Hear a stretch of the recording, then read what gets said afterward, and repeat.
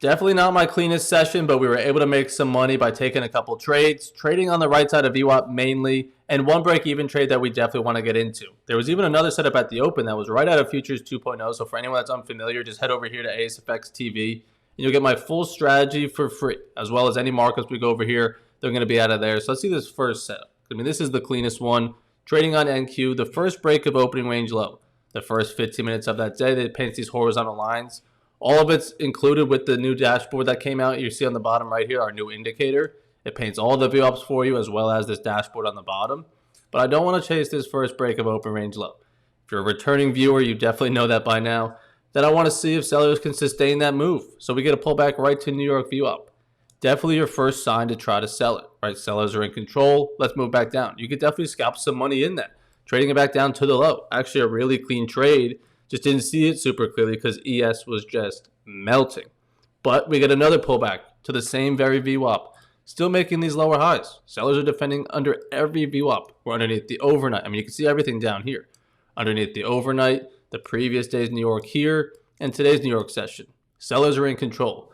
If sellers are going to hold in, this is probably where we want to form that lower high. So give it a stop loss at previous structure back here and trade it back down for the next leg of trend. Because it's been clearly all sellers in control today underneath these VWAPs, right? So we had a couple people make money on that. Austin did make money on that. If you don't tune into the streams live, you can always tune in to the replays. You can see there was a couple trades on there today and all the other days. So if you have any questions on that, always feel free to go back and watch those. But let's go over a couple of my setups. So here's the clean, beautiful shorts. Now, what do? We get a new low a day. It's a strong flush. I mean, that's the money right there. It pulls back. I take a short on the right side of VWAP. I don't hate this setup at all. It's still making lower highs. We're pulling back. It's still just, like I said, sellers keep taking control. Another break of this lower day VWAP. Sellers are stepping back in. Let's go trade back down towards this low. What does it do? For absolutely, really 35 minutes. Now, 35 minutes sitting sideways feels like an hour and 35 minutes. That I want to get to the gym. This wasn't supposed to take this long. I thought sellers were just going to step on in and we make a push towards this low and I can get out. But now I'm here an hour or 30 minutes later. I want to get to the gym because now it's 12:30. So I get out break even. And you can see right when I get out, 6 minutes before it would have dropped to TP. And I make some money out of the move. Instead, we get nothing. So I guess no harm, no foul. But terrible exit. For no other reason than just impatience and I want to leave. But is what it is. But I think it was a good not to pull it up here, right? You have the stop loss where you'd want to be out of this move. Until that happens, keep me in. We have these lower highs on top, and we still do. So sellers are still trying to make a stand, although they're not taking this lower day view up and just moving with strength. I know that's what you guys are going to probably ask of, isn't that not a great sign that sellers aren't just ripping us lower? But the buyers aren't just moving us higher either. It's still more so bearish. Give it a few more minutes. So I had a good stop loss, great entry as well. Could have had a good exit, but terrible exit. All right, whatever, no pain, whatever. We move on. But then we buy it.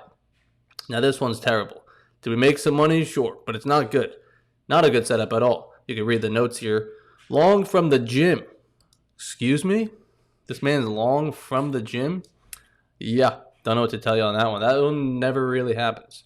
Probably because aggravated from the break even, if you want to call it that, right? Break even trade when it should have been money, right? 6 minutes later, I make $500, $600 max profit for the day. But instead I walk away with nothing. So now I'm probably just not revengeful because I didn't lose, but, you know, agitated. Like, that money was mine. Let me go get that back. So now we're checking the chart. One thing I will note, though, I think I removed the note. I sent it in the BSC chat. Let's just go to NQ because this chart's going to be blank, and we'll get back to that one. Now, it's not a certainty, and there's no numbers behind it, but just something I want you guys to challenge yourself and start studying. When we have these strong one-directional moves, I mean, look at ES today. That's the better example. Sheesh. All sellers. Now, it's not the end of the world, but how many times do we continue trending like that? Look what happened. That was the low.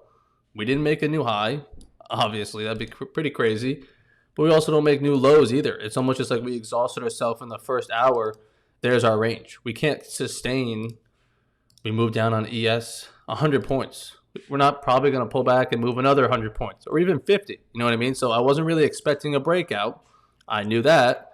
So that definitely made it easier to want to buy it. because I'm like, yeah, this probably doesn't make a new low. The fact that it just failed to make a new low of day there, I'm thinking even more so that this could be the daily range set in. So let's see if that's going to hold true. Stop loss at this low of day.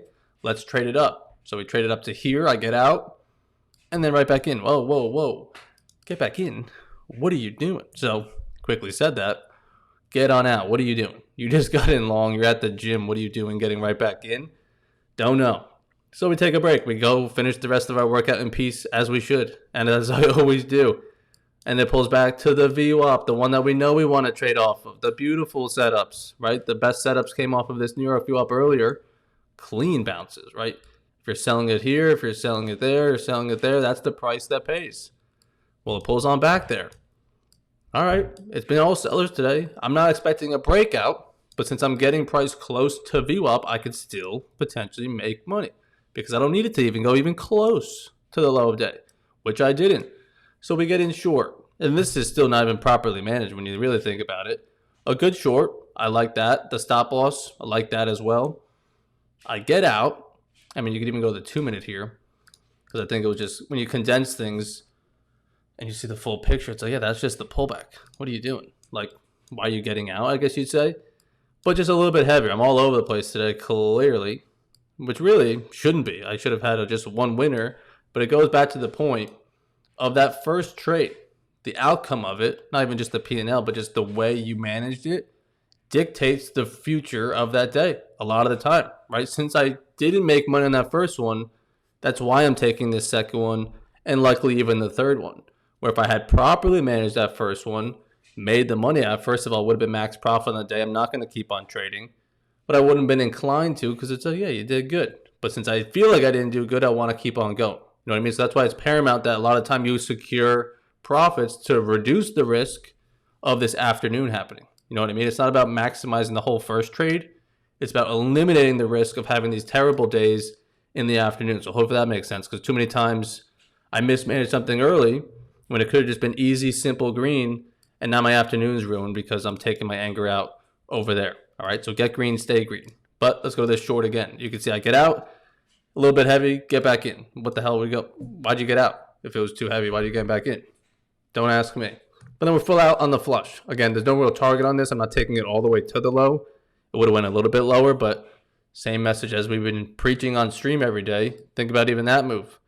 When it just gives you consecutive moves like that, consecutive candles, I'm out.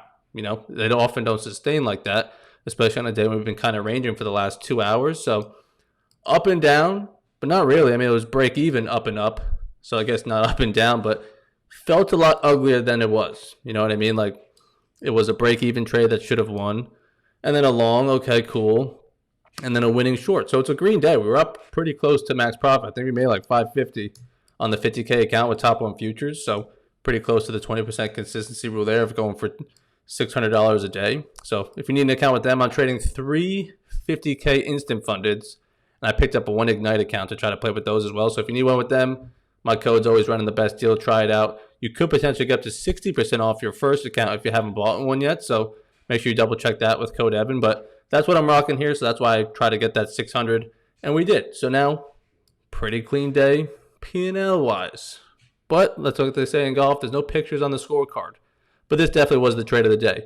Even going back to this, if you could just capitalize on this at 1020, you're probably done by 1050, you know, at the latest, probably. That your day's done. Wrap up shop, come back tomorrow. But when you don't capitalize on these earlier moves, you maybe feel FOMO that you got to keep on trading all of this mess in the afternoon, right? When it could have just been a lot simpler of a day and made money early get done. So I think that's something to keep in mind as well of make sure you do your job in the morning to make your money, secure it when it's there, follow your rules so that you don't have a bad afternoon and you don't even want to trade the afternoon. And you can have a lot less stressful days, shorter days, and feel fresh for the week to come, all right? So appreciate you guys tuning in. Make sure you check out the indicator as well. The link's in that for this video. If you guys want to get this dashboard you see on the bottom right. And other than that, I'll see you guys on stream tomorrow morning.